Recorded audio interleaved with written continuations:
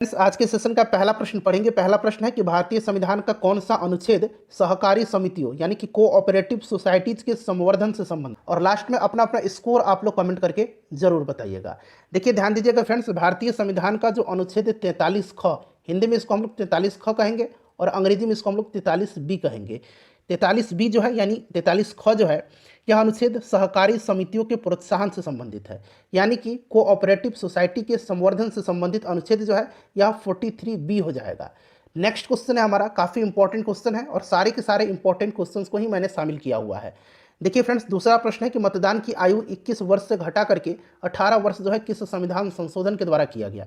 तो इसका correct answer option number A हो जाएगा, 61वां संविधान संशोधन, जो कि कब हुआ था तो 1989 में हुआ था। ठीक है फ्रेंड्स, इसी के द्वारा जो है मतदान की आयु 21 वर्ष से घटा करके 18 वर्ष कर दी गई। ठीक है, ध्यान रखेंगे। चलिए नेक्स्ट क्वेश्चन है हमारा, अगला प्रश्न है कि भारतीय संविधान की उद्देशिका में 42वें संविधान संशोधन द्वारा निम्न में से कौन सा शब्द नहीं जोड़ा गया था। देखिए 42वां संविधान संशोधन जो है यह हुआ था कब, तो फ्रेंड्स यह हुआ था 1976 में। ठीक है, और इसमें जो है व्यापक संशोधन किया गया था।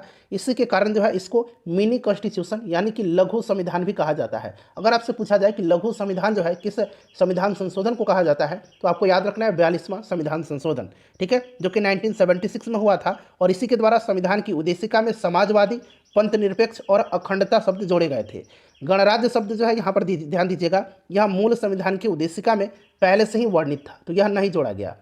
अगला प्रश्न हमारा कि नीति आयोग के वर्तमान उपाध्यक्ष कौन है। देखिए नीति आयोग जो था यह योजना आयोग का जगह लिया। क्लियर है। अच्छा, नीति आयोग का फुल फॉर्म क्या होता है, तो नीति आयोग का जो फुल फॉर्म होता है फ्रेंड्स, यह होता है national institution for transforming India. इसका जो गठन हुआ था 1 जनवरी 2015 को हुआ था। ठीक है, योजना आयोग के स्थान पे भारत के जो प्रधानमंत्री होते हैं इसके पदेन अध्यक्ष होते हैं, यानी कि वर्तमान में श्री नरेंद्र मोदी जी नीति आयोग के अध्यक्ष हैं और उपाध्यक्ष जो है ये सुमन बेरी हैं। Option number D right answer हो जाएगा। नेक्स्ट क्वेश्चन है हमारा कि बिहार विधानसभा में सीटों की संख्या क्या है, बताइएगा करेक्ट आंसर इसका क्या होगा। तो देखिए बिहार विधानसभा पूछा गया है तो सीटों की संख्या 243 है। वहीं अगर आपसे पूछा जाता विधान परिषद में सीटों की संख्या कितनी है तो 75 है। इसको भी आप निश्चित रूप से ध्यान रखेंगे। ठीक है, चलिए नेक्स्ट क्वेश्चन कर लेंगे। अगला प्रश्न है कि भारत के 50वें मुख्य न्यायाधीश जो है कौन है। तो देखिए राइट आंसर इसका क्या हो जाएगा, तो राइट आंसर जो हो जाएगा ये आपका DY चंद्रचूड़ हो जाएगा। Option number A correct answer हो जाएगा। ठीक है, और 49वां पूछा जाए तो 49वें जो मुख्य न्यायाधीश थे ये कौन थे, तो उदय उमेश ललित। ठीक है, उदय उमेश ललित ये 49वें थे। अगला प्रश्न है हमारा कि लोकसभा को भंग कर सकता है, लोकसभा को भंग कर सकता है कौन। तो देखिए प्रधानमंत्री के परामर्श पर जो है राष्ट्रपति लोकसभा को समय से पूर्व भी भंग कर सकता है। राइट आंसर इसका हो जाएगा इसमें से राष्ट्रपति। ठीक है, प्रधानमंत्री के परामर्श पर। अगला प्रश्न है कि भारतीय संविधान का कौन सा भाग मूल अधिकारों के, तो देखिए कौन सा अनुच्छेद कौन सा भाग जो है यह मूल अधिकार के बारे में है, बताइएगा राइट आंसर इसका क्या हो जाएगा। तो देखिए फ्रेंड्स अगर हम बात करें तो भाग 3 में जो है अनुच्छेद 12 से लेकर के 35 तक में मूल अधिकार हैं, फंडामेंटल राइट्स हैं। इसको कहाँ से लिया गया है, तो संयुक्त राज्य अमेरिका के संविधान से लिया गया है। अच्छा अभी आप कमेंट करके मुझे बताएंगे कि वर्तमान में कितने फंडामेंटल राइट्स हैं, यानी कि कितने मूल अधिकार हैं। ठीक है, चलिए। अच्छा भाग 1 में क्या है, तो भाग 1 में संघ और उसका राज्य क्षेत्र है। भाग 2 में क्या है, नागरिकता है। भाग 3 में मूल अधिकार है। भाग 4 में नीति निर्देशक तत्व है। चलो उसके बाद देखिएगा कि सरकारिया आयोग बनाया गया था। सरकारिया आयोग, सभी ऑप्शंस को ध्यान से देख लीजिए।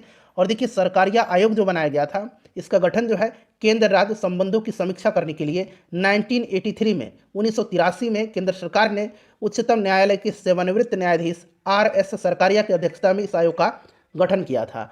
तो राइट आंसर इसका क्या हो जाएगा, केंद्र राज्य संबंधों की समीक्षा के लिए। नेक्स्ट क्वेश्चन है कि निम्न में से कौन सी समिति जो है चुनाव सुधार से संबंधित नहीं है। सभी समिति को यहाँ पर देख लीजिएगा। ठीक है, तो देखिए फ्रेंड्स इसमें जो समिति जो है चुनाव से संबंधित नहीं है, चुनाव सुधार से संबंधित नहीं है, यह समिति जो है यह ठुंगन समिति है।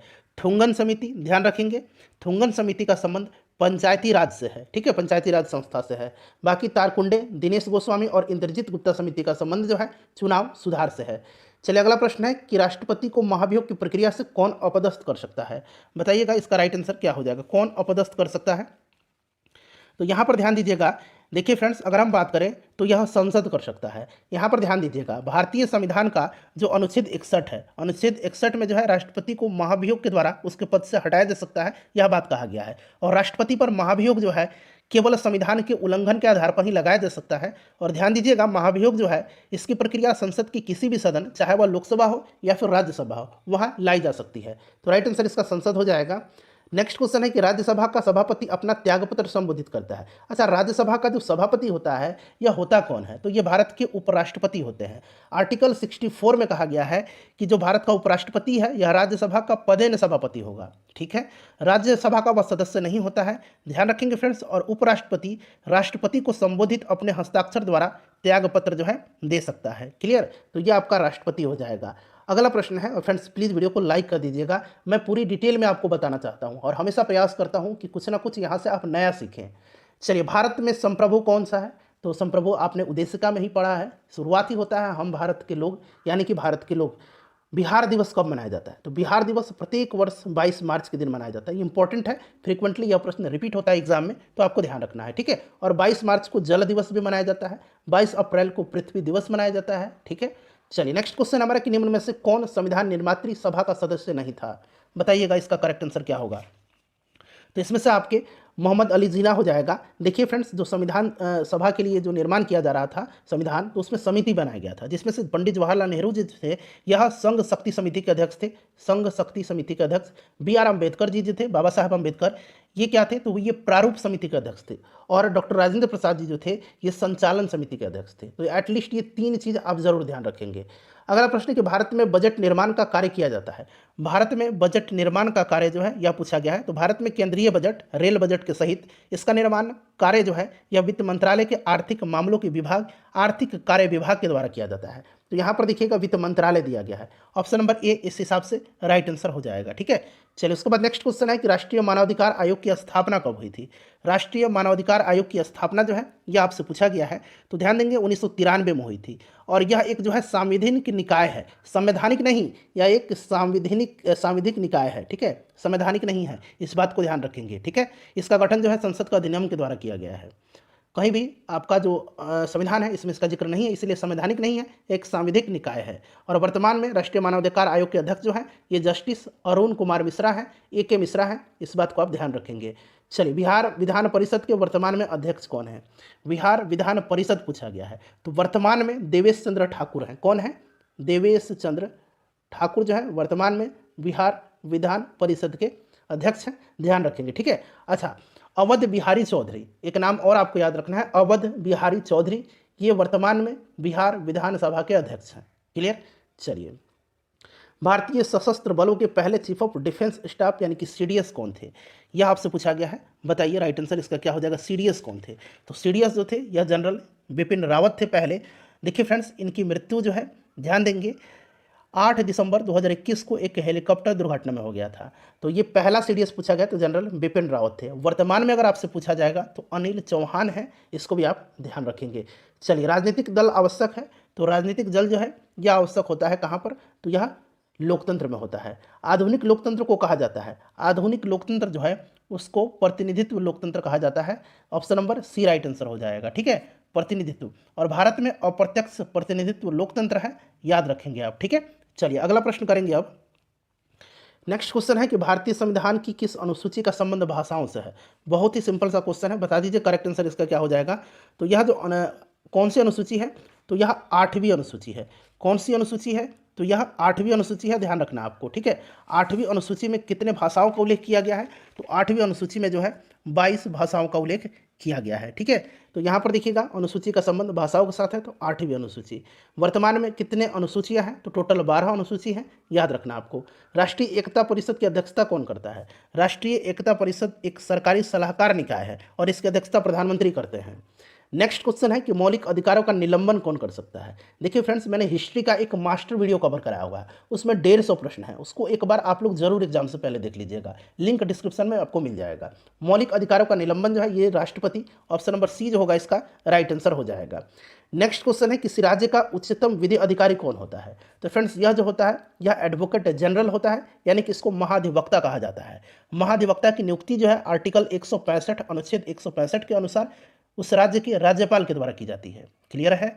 और वर्तमान में बिहार के महाधिवक्ता यानी कि एडवोकेट जनरल कौन है भाई? तो नाम याद रखेंगे, PK शाही, प्रशांत कुमार शाही जो है वर्तमान में बिहार के महाधिवक्ता हैं। नेक्स्ट क्वेश्चन हमारा कि संविधान के किस अनुच्छेद में अल्पसंख्यकों के हितों के संरक्षण की व्यवस्था है।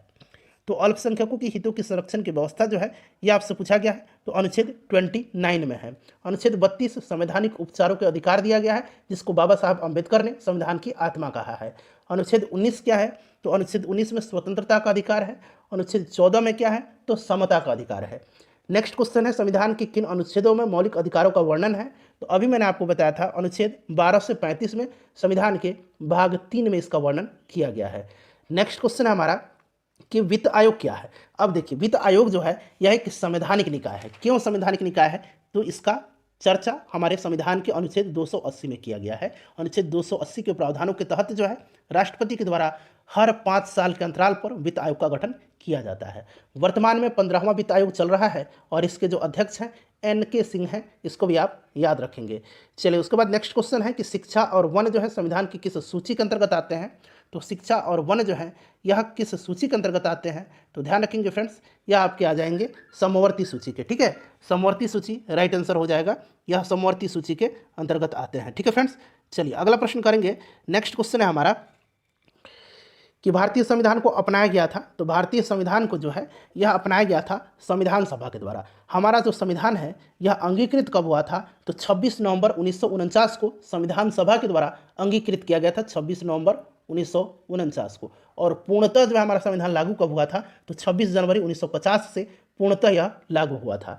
नेक्स्ट क्वेश्चन है भारतीय संविधान के निम्नलिखित अनुच्छेदों में से कौन सा अनुच्छेद राज्य की सरकारों को ग्राम पंचायतों को संगठित करने का निर्देश देता है।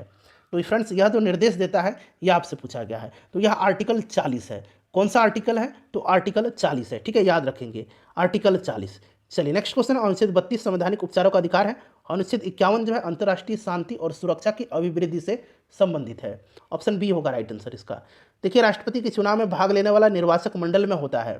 तो देखिए फ्रेंड्स, अगर हम बात करें तो राष्ट्रपति के निर्वाचक मंडल में केंद्र शासित प्रदेश जो पुडुचेरी है और जो दिल्ली है उसके निर्वाचित सदस्य भाग लेते हैं। ठीक है, और संसद के दोनों सदनों तथा राज्य विधानसभाओं के निर्वाचित सदस्य।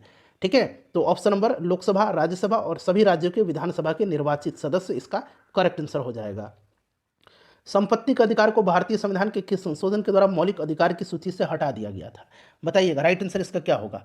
देखिए, करेक्ट आंसर जो होगा फ्रेंड्स यह आपका कौन सा हो जाएगा इसमें से, तो करेक्ट आंसर आपका हो जाएगा 44वां संविधान संशोधन 1978 के द्वारा संपत्ति के अधिकार को मौलिक अधिकार की सूची से हटा दिया गया और इसको जो है अब एक कानूनी अधिकार के रूप में रखा गया है।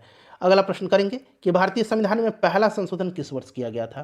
तो पहला संशोधन जो है यह 1951 में किया गया था। कब किया गया था, तो 1951 में। ठीक है, याद रखेंगे। कैसे आप याद रख सकते हैं, तो यहाँ पर आप देखिए याद इसको रख सकते हैं किस प्रकार से, तो यहाँ पहला और 1951 में एक आ रहा है, तो इस तरह से आप इसको ध्यान रखेंगे। ठीक है, चलिए, जिस समिति की सिफारिश पर भारत में पंचायती राज की स्थापना की गई उसका अध्यक्ष कौन था, उसका अध्यक्ष पूछा गया है। तो देखिए फ्रेंड्स, आपको याद होगा कि बलवंत राय मेहता समिति की सिफारिश पर जो है यह किया गया था, तो बलवंत राय मेहता समिति राइट आंसर हो जाएगा। ठीक है, और भारत में पंचायती राज का शुभारंभ जो है ये 2 अक्टूबर 1959 को जो है प्रधानमंत्री, उस समय के तत्कालीन प्रधानमंत्री पंडित जवाहरलाल नेहरू जी के द्वारा राजस्थान के नागौर से किया गया था।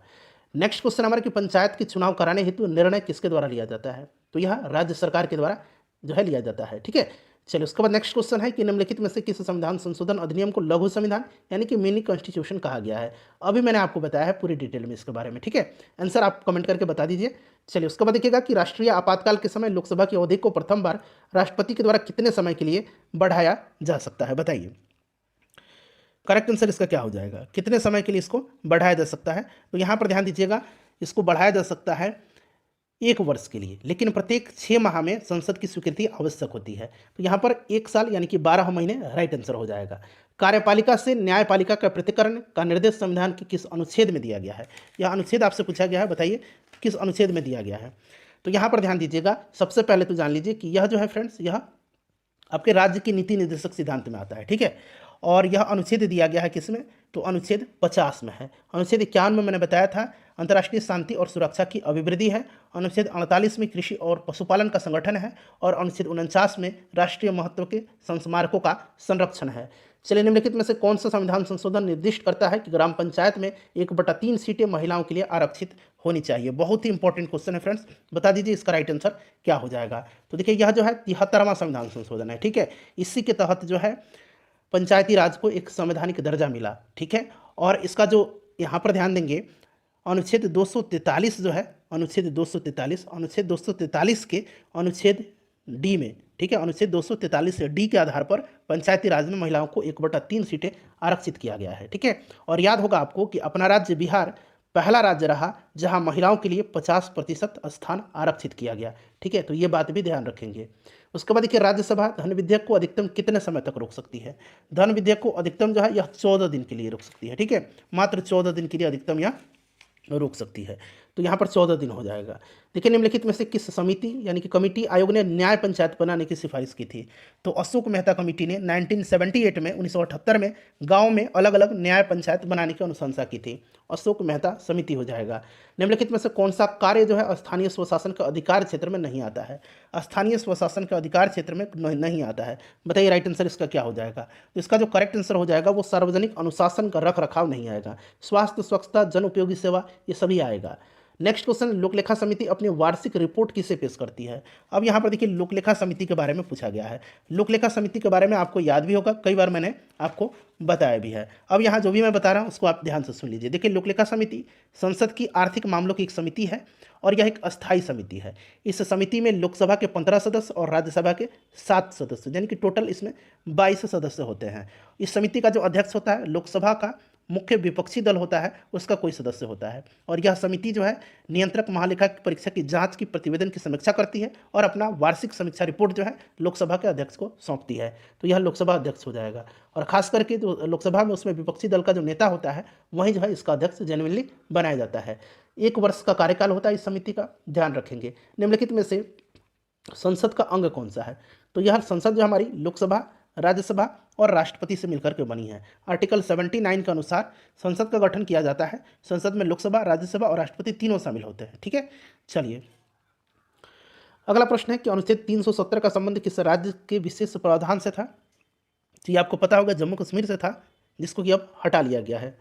नेक्स्ट क्वेश्चन है कि 1946 में गठित अंतरिम सरकार में डॉक्टर राजेंद्र प्रसाद किस विभाग के मंत्री थे? बताइएगा किस विभाग के मंत्री थे? तो फ्रेंड्स, यह जो थे खाद्य एवं कृषि मंत्री थे, ठीक है, खाद्य एवं कृषि मंत्री थे, ध्यान रखना आपको। तो खाद्य एवं कृषि मंत्री हो जाएगा ऑप्शन नंबर सी। आपातकाल की घोषणा निम्नलिखित में से किस अनुच्छेद में निहित है? बताइए राइट आंसर क्या हो जाएगा? आपातकाल की घोषणा जो है किस अनुच्छेद में निहित है? तो फ्रेंड्स देखिए, आपातकाल की घोषणा जो है यह आपका अनुच्छेद 352 में है, ठीक है। 356 में राज्यों में राष्ट्रपति शासन है और अनुच्छेद 360 में वित्तीय आपातकाल है। वित्तीय आपातकाल अब तक एक बार भी अपने भारतवर्ष में नहीं लगाया गया है। निम्नलिखित में से किसे उपराष्ट्रपति के चुनाव में मतदान करने का अधिकार है? तो यहाँ पर देखिएगा अधिकार पूछा गया है, तो लोकसभा और राज्यसभा के इसमें से देखिए निर्वाचित भी दिया गया और लोकसभा और राज्यसभा के सभी सदस्य भी दिया गया है। तो ये सभी सदस्य होगा, चाहे वह निर्वाचित हो या राष्ट्रपति के द्वारा मनोनीत, सभी लोग जो है इसमें वोट करते हैं। तो option number C right answer हो जाएगा इसका। एक बार और ध्यान से देख लीजिएगा, ठीक है। कोई भी व्यक्ति लोकसभा का चुनाव लड़ सकता है यदि उसकी आयु हो। देखिए, आपको क्या करना है, कमेंट करके बताना कितने प्रश्नों का आंसर आपने गलत दिया है। मैं खुद आइडिया लगा लूंगा कि आपने कितने प्रश्नों का आंसर सही दे दिया है, ठीक है। तो इसका आंसर, राइट आंसर क्या हो जाएगा? चलिए, अपना स्कोर बता दीजिएगा। राइट, लोकसभा पूछा गया तो 25 वर्ष, राज्यसभा पूछेगा तो 30 वर्ष, उसी प्रकार से विधानसभा पूछेगा तो 25 वर्ष, विधान परिषद पूछेगा तो 30 वर्ष। राज्य सरकार को बर्खास्त किया जा सकता है, राज्य सरकार को बर्खास्त किया जा सकता है। तो संविधान का जो अनुच्छेद 356 है, इसके तहत राज्यपाल की सिफारिश के आलोक में राष्ट्रपति के द्वारा किसी राज्य सरकार को बर्खास्त किया जा सकता है। भारतीय संविधान में मौलिक अधिकार की अवधारणा को निम्नलिखित में से किस देश के संविधान से लिया गया है? तो कई बार मैंने आपको इसी वीडियो में बता दिया हूँ, संयुक्त राज्य अमेरिका से भाग 3 में है मौलिक अधिकार और भाग 3 में 12 से अनुच्छेद 35 तक में है। अगला प्रश्न है कि नागरिकता संबंधी प्रावधान संविधान के किस भाग में है? नागरिकता संबंधी प्रावधान जो है यह पूछा गया संविधान के किस भाग में है? तो फ्रेंड्स, यह जो है नागरिकता जो है भाग 2 में है, ठीक है। भाग 3 में मौलिक अधिकार है, भाग 4 में नीति निदेशक तत्व है, भाग 1 में संघ और उसका राज्य क्षेत्र है। वीडियो को लाइक कर दीजिएगा और इसे शेयर कर दीजिएगा।